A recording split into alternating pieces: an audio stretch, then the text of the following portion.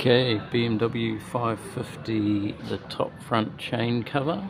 Okay, we've got issues with this one leaking oil down into our alternator. So we've got the alternator out already because that needs to be replaced. But we're going to look at this top chain cover now and see what we need to do to get that out and to reseal it. Apparently all the gaskets have already been done, but we don't know because it's been elsewhere, but that's what we've been told. But there's still a leak coming from the bottom of that top chain cover down into our alternator. The top here, we've just got our coolant draining at the moment. Drain plug over the far side of the radiator, you'll see it from underneath. Okay, so we need the coolant drain, we need to get this pipe out of the way, we need to get the top radiator hose out of the way, our airbox is already out, and our air intake tube. This little valve here just has one of these plugs, just push that in, pull that off. Okay, and then it's got these other plastic pipes. Anytime you see plastic pipes like this, they're going to be brittle and fragile, so you need to be real careful. And these fittings on there, you're going to take two of the sides. So see there, it's got the latches there, so on the perpendicular sides you're going to push those in, squeeze them together, and that's going to push those clips out so you can pull it off. You need to do both at the same time. Cool, and then you just whip that bolt out of there, or you can pull it off the mount, but I'm just going to take that bolt out because it gets more stuff out of the way. Okay, so this top radiator hose, these metal clips in the end, you just need to pull them out. I've got a little stop that the clips sit into. Okay, and then you can work them off. Again, just be careful with the brittle plastic that you don't break them. So you have the same up at that end. Okay, and then you've got this one here, and there's another one that comes off here, runs down here, and ends up down on that one there. Okay, so 1, 2, 3, 4 connections for that hose. Now this is with that top radiator hose off, so if we have a look at that, that's what it looks like. That's the radiator connection, that's the other one, that's that hose going down, and that's that one. You can see these metal clips, you just have to pull out till that stop. Okay, all those hose connections are the same, but you can't twist these because they've got locating lugs, so just pulling them straight back. Cool, and with same connection on the water pump here. Okay, we've just taken that one off so that we can pull this pipe down. This pipe is actually the power steer feed. Okay, it comes from the power steer reservoir, so we've just got that blocked there so we don't lose all our power steer fluid. Cool. And then we can just pull that down out of the way with that other hose moved. Cool, and then later we'll get to pulling this out of here, and now we are going to be working on these solenoids here. Okay, so plugs off, and pull those out of there, get them out of the way. Cool. So solenoids are out now. Just mark which one was which, so I've just marked the top one and marked the plug for the top one, and then you can pull your wiring up out of the way, which is those two plugs. Also has the alternator plug on it, that clip there. I've just taken these 3 bolts out of the rocker cover. I want to see if we can get this out without having to take the whole rocker cover off. We may have to do that, but we try simple first. And this pipe I've just very carefully pulled up out of these brackets. Okay, and that just sits out of the way. Now we need to do all these bolts around here, and we need to be able to move these pipes. Cool, so we will head underneath because we've got one of these bolts down there too. and we'll get these pipes out of the road and get that bolt out. Okay, so underneath here, so we've got our 2 Torx bolts there, you can see, but these pipes coming down come down to this unit here. Okay, and we've got a 6mm hex for this bolt that holds the pipes into this unit. Okay, so that's what we need to undo now. Get those pipes out of the way and then undo those 2 Torx bolts for the cover. Alright, so for these pipes there's also this bracket up here, okay, which has a screw in the corner there, which is a T20. Okay, so get that out of the road so we can pull these pipes out. Okay, now with those pipes out of the road, we can get out all the bolts around here, which are all E8 bolts. Okay, so we've got all of those out now. So I'm going to see if we can pull this out with the rocker cover on. There's a possibility we might have to take that off. Also possible we might have to take this bracket out of the way, which is a bit of a bigger job. But I think we'll get around that. So we're just going to try it now and see if we can do it with the rocker cover on, and see how we go. Okay, so it does come out. All I've done here is I have moved this little water pump out of the way, so there's just a clip in there, which is one of these. Just pull the centre up, okay, and then that'll come out. So you can move the water pump out of the way, and then this will come out over to that side.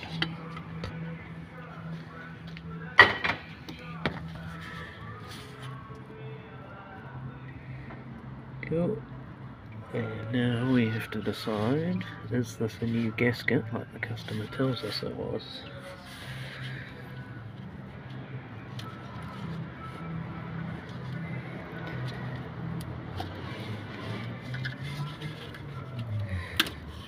And I'm going to say definitely not. That is definitely not a new gasket. And I can tell you, because the way how brittle, this is meant to be rubber. Okay, it's meant to be soft rubber, but it's not, it's all gone hard. It's all hard and just breaking away. Okay, so supposedly this engine was meant to have had a full set of gaskets. Well, there's one that's definitely not. So, yeah, we're starting with scratch from this one.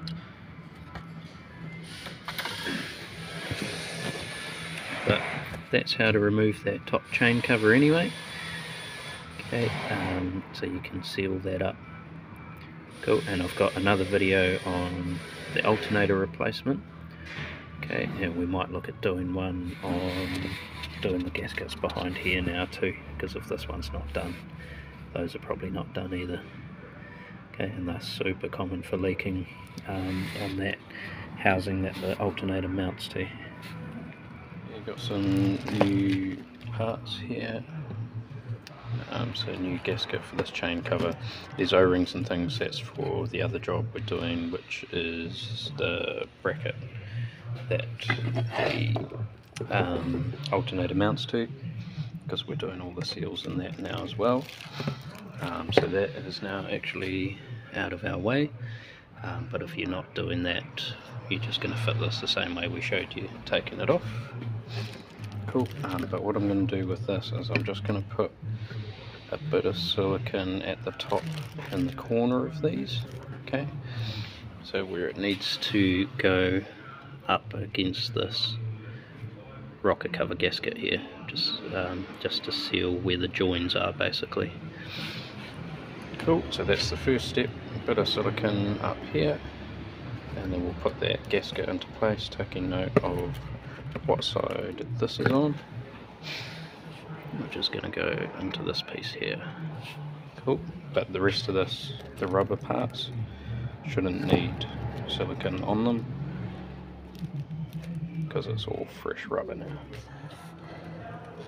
edges onto the dowels.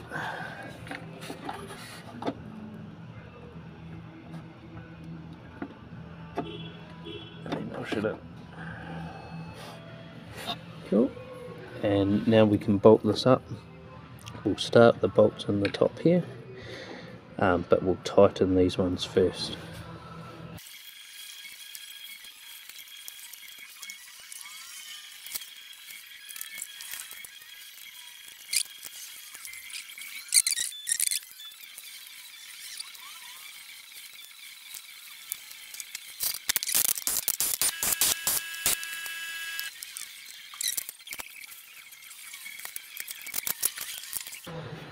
Cool. Now we can put our solenoids back in. Cool. Worth replacing the O-rings on these as well, so that they don't leak.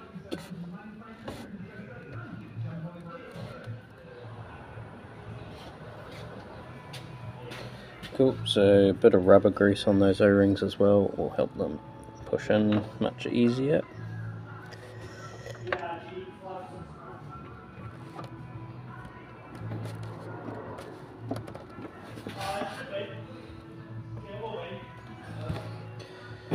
Cool, and then we need to just make sure our little lugs there are straight.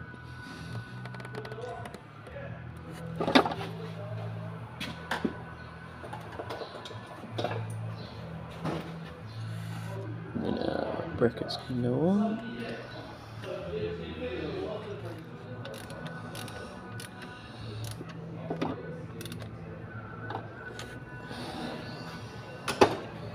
Cool, now this one we're gonna very carefully fit back in here.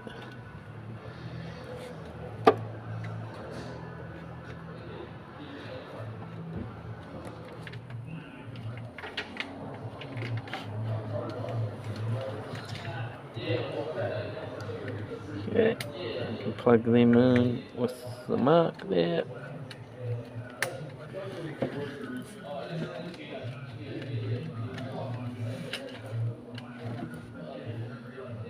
Cool, that one's going to go down to our alternator.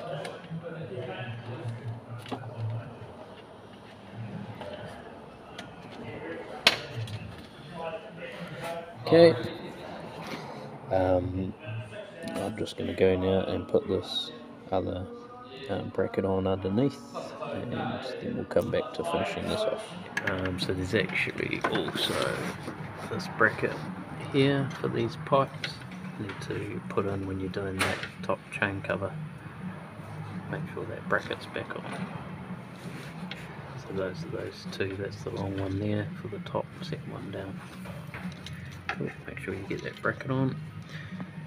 Okay, so we can also put our tensioner back on, and then we're going to put these pipes back in with new O-rings also, which we showed you before, and we are going to then have another clean down of all of that. Okay, we have now put our power steer pipe back on here and mounted it to the brackets there and there. That's connected. We're going to need to bleed that before we start the vehicle, so make sure you watch right through the video. Okay, we've put this hose back onto the water pump. Our drive belt is back on there. That's shown more in another video because we're doing basically 3 jobs at once, so check out the end screen. I'll share the other videos. Okay, so these fittings here, if you push the clips back in like that, and then they're just going to push on into place. So see, that one's out, so we're just going to push them back in, line our hose up in place, and we're just going to push that on. Cool, so just make sure your lugs are going to line up there, and then it should just push on. Okay, and that clip's gone right over, so that's just do that with each hose. So you've got the 4 of them on that end, down there, and over here. So don't forget this vacuum hose here that comes across onto the vacuum pump. Down there. Okay, so I've just tied that along our power steer pipe there. Okay, so next stage, we're going to put the airbox in, we're going to put the air tube, everything back on, then we're going to fill with coolant and fill with power steer fluid, but again, don't start the vehicle until you've gone through the bleeding procedure for this, and make sure you watch the rest of the video. Also, just before your air tube goes in, you need to remember this little valve here, mounting bolt there, pipe into there, and there's a little bracket down under here that the pipe just slots into. Cool, so that on first, before your air tube goes in, make sure you plug in your airflow meter. Okay, so I've filled my coolant there. That's a self-bleeding system, so we'll just let it sit for a bit, make sure it can bleed itself. Okay, but we need to bleed this, so I've filled that up. You've got to use the right fluid, check the cap. So see, it says CHF11S, so that is what we're using. Okay, it's a green fluid, not a red one. Okay, next thing we need to do, get our wheels off the ground. Okay, very important. While we're bleeding, we don't want any load on the pump, otherwise it'll destroy the pump. Okay, so we've filled up to our full level on our stick here. Okay, so you don't fill that right to the top, you just fill it up until it comes up to the max on there. Okay, I've reconnected our battery at this stage, but we're not starting the vehicle.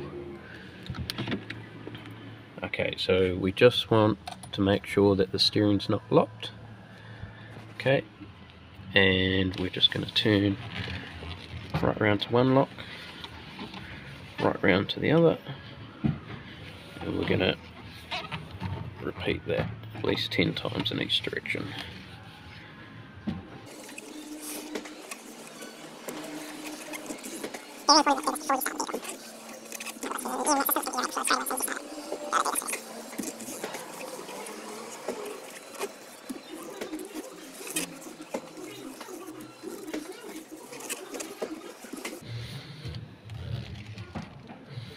Cool.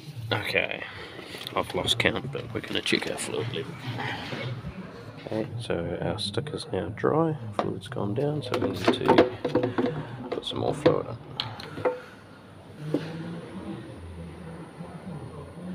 Bring that level back up.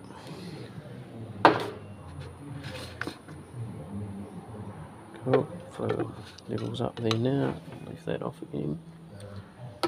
And go back and repeat that process. What we're looking for is for that fluid level not to drop. Okay, if we can come and do this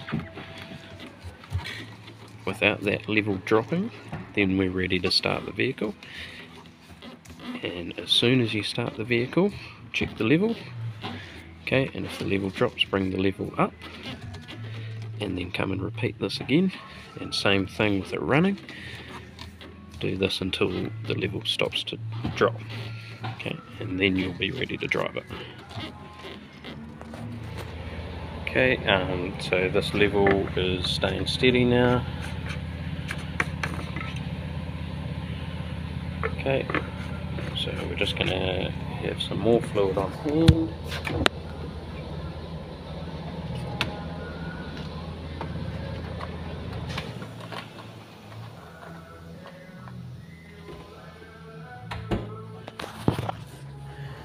Okay, and now we're ready to start it. First thing we're going to do, as soon as it starts, let's go straight to checking that.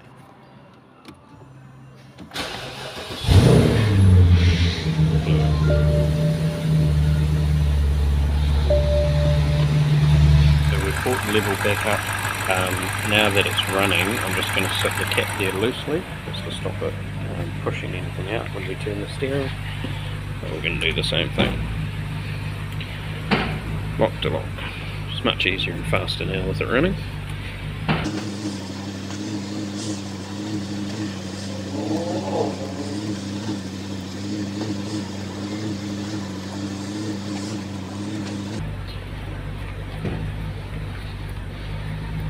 And same thing again, we're just going to do this until our level remains steady. Cool. So that's good there, the level is right. Okay, and now we've given this a chance to bleed itself a bit. Okay, so we're just going to switch it off. We're going to pressure test the cooling system, make sure we've got no leaks, and then we can put our cap on, take it for a drive. Cool, so we've been for a good lengthy drive now, and we can see this is all dry, no oil in our alternator. Okay, so we're just going to recheck all our fluid levels again, make sure everything is topped up, and we're good to go. Okay, so that's replacing the top chain cover above the alternator on a BMW 550.